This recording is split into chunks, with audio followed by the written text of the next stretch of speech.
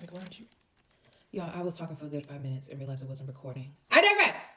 So today was my last day at the South Carolina Library Association conference. And what's so crazy is I really was I be thinking big with my goals. I was like, let me go to the American Library Association. I realized let's start small with the South Carolina. But mind you, it was on my radar. So for those of you who wonder about the American Library Association, I wanted to go last year. It was in Philly. Keep in mind that's a plane ticket. That's hotel stay. The vending booth alone was like $1,600. Okay. So I'll admit I ask people about like education conferences, library conferences, but what I have to make a diligent thing is saving these dates on my phone. So I want to say it was you, Cassie. Cassie tagged me on a post where they were asking for local librarians, people who were local librarians in the city. It didn't have to be necessarily Columbia. You could have been from different cities. I mean, from different places in South Carolina. So I immediately responded, and I was told they're gonna have a breakfast, and then you're gonna be allowed to come and vend for free. Let's be real, anyone can vend for free. You're on it, okay? And then to be amongst librarians and media specialists who are willing to put your book in their library, that's a win-win. When you think about how many schools have librarians and media specialists in the state, it's bananas. I'll admit, we had some confusion in the beginning because at first I was told there were 3 days I can vend. I knew I could only do two. I wasn't trying to miss work at all. If I was just trying to miss it for a day. Then I was told, no, you got 2 days to vend. I was like, okay. And I get why they told us not to really vend. The person omitted Friday because Friday's really a half day. Even though it starts at 8, it's still a half day. Then it came back, no, we have 3 days. I was like, bump it. Because I already took off a whole day of work so I could attend the breakfast. And then so I could vend that evening. Because the evening vending was going to be during my night classes. Granted, I really could have went to work. And let me tell you why. I'm kind of fast forward that I'm going to go back. So the breakfast, and I'm going to make sure I email them and tell them this. I don't know if it wasn't thought out or they really didn't know what was happening. So I was told it was a breakfast. So I'm thinking they're going to put us on a panel. We're going to sit around each other and talk about being an author and our journey and whatnot. Well, now granted, Ryan N. Jenkins does not do a good job of sometimes reading my emails thoroughly. I just kind of skim over. All I saw was breakfast and I moved on with life. Even brought my mom because I really thought it was going to be like a panel discussion in front of the other librarians. Well, kind of found out it was supposed to be like a speed dating, but no one prompted anyone to move tables. So pretty much people sat at tables. Some people sat away from people. Some people sat at tables where they saw books set up. So luckily for me, there was someone from a publishing company and I was able to sit with her. She came to my table and we talked for a while. And then I finally called over I won't call him my table mate. He was next. We were table neighbors. He was my table neighbor, Meshack. So he was my table neighbor in the lobby in the exhibition hall. So I called him over to sit with me and then kind of find out we knew a mutual person who she's a librarian in our district. So I would definitely email them and tell them this is what could have happened. They really could have honestly just had like the long tables and like formed a big, because they know how many tickets they sold. They would have did better without the long tables. They would have did better with the rectangle tables and put it in a big O or a big H or whatever. So that way, pass the mic around, let authors share and talk to people.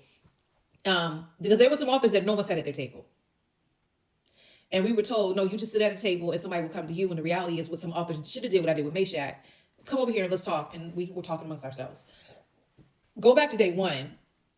I was so hurt because one lady, I watched her. People don't know we watch you. Also, stop telling people, I'm going to make that a separate video, but stop telling people I'm going to come back. And you know you ain't coming back. And it's okay. Don't tell me you're going to order my books online. I digress. So I watched this one lady buy, because I thought it was a black-white thing, but I saw her buy a book from a lady two tables down from me. Then she kind of looked at my table, kind of smiled at me, and then she went to my table neighbor and bought, I want to say 1 or 2 books from him. And then I watched her buy books for somebody several down. I'm just like, no. So then finally someone I know, I think her name is Fatika, and I was saying it wrong, my bad. But me and her actually were taking a class together, and she came by and she bought 2 of my poetry books. That was the only 2 books I sold that night. I think the whole night, that was the only books I saw. So I'm just like, Jesus, come on, man. And my whole thing for doing the breakfast, because I'm thinking, people, you get a chance to talk to people about your books. I'm like, oh, I want to, because I actually heard someone say, so you have your books, I'm going to come to the exhibitions that I'm saying that wrong, I'm sorry. I can come down there and I can buy your books. So I'm thinking that's going to happen to me in this panel, and it does not happen. Then I was mad because I didn't sleep well last night, because I found that Kwame and Balia was sitting next to my table the next day. And what was so crazy is they already had the table set. Some people didn't show up, so they had to move people around and whatnot. And when I was talking to, matter of fact, Farika, I looked down, I said, that says Kwame Mbalia, and went off. Like, I lost my mind. I have a bad habit of when I'm excited about the next day, I can't sleep. So I was in, like, even to the point I woke up praying, God, I need to go to sleep. It was bad last night. That's why I'm dragging right now. So I was excited about him coming. Even to the point when I saw him coming, it took everything in me not to jump up and be like, but I sat there really calm and was like, hey, what's up? When really inside, I was like, ah! So I need to, matter of fact, I'm going to reserve that for another video, my interaction with Kwame Mbalia. So second day, it was really slow but steady. I had one librarian who we found out she was in Rock Hill. I said, I'm definitely open, because she was looking for my table neighbor, because I ended up thinking, okay, I'm gonna leave this breakfast, go home, take me a long nap, my homebound call, then I'm gonna come back here by 4:00. Come to find out, I see other authors in the hall. So I figured they in here, I might as well be in here. And this was that, to me, that was instead of doing the author signing time, it's best to be in the hall the whole day if you can allot for that, because a lot of the librarians, unless they're coming to the author signing, they go home. A lot of them are tired. So day 2 was better for me. There is a day 3, but I'm not doing day 3. I need to go to work. But I got a lot of people, and I was very conscious about, can we take a picture? One thing I forgot to do was have my portable phone charger. I didn't have that. I should have had that, but thankfully I was able to find a plug and plug up my phone. I went and got lunch, came back, met a lot of media specialists who they took my information. Prayerfully, they will order books. Like, I had one, I really felt like she was playing in our face. She claimed she's going to order soft covers, and she has a budget for soft covers, and she will get with us. Well, I know that she bought at least 5 of Mbalia's books. I get it, but still. So I genuinely believe, and if the filter looks crazy because I forgot to turn it on, oh well. I genuinely believe if you have the opportunity to vend for free, do it, especially if you're amongst a clientele. It will pay for itself. I actually met a fellow author who told me she wanted to work on, I forgot how many books it was, and it's nonfiction. I don't know what it is about fiction versus nonfiction. I feel a whole lot more comfortable editing nonfiction do I do fiction, because I'll admit, I feel like writing style, fiction, I do well in, but editing wise, I do well in nonfiction. And I feel like I just repeated myself. That's how sleepy I am. So I said, we need to talk. And when she came by the next day, I was like, I need you to take my card. You need to let me know when you want to get started, because I will help you edit your book. And she was like, well, what about a publisher? And I said, you can go through Ingram Circus and publish yourself.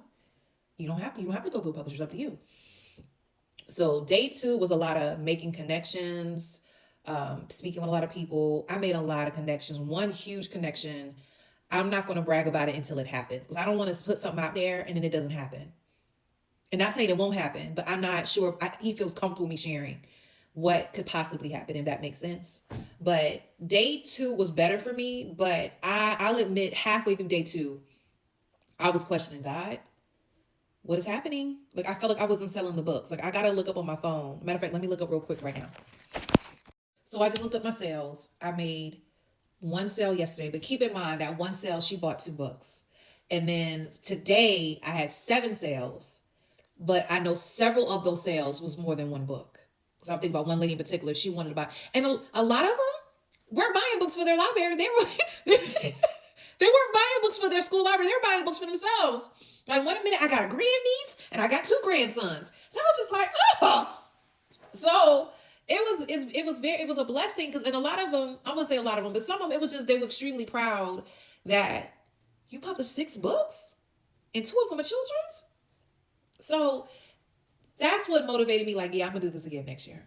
Like, I almost, like, halfway through the day, I was sitting there like, I don't think I'm gonna do this again next year.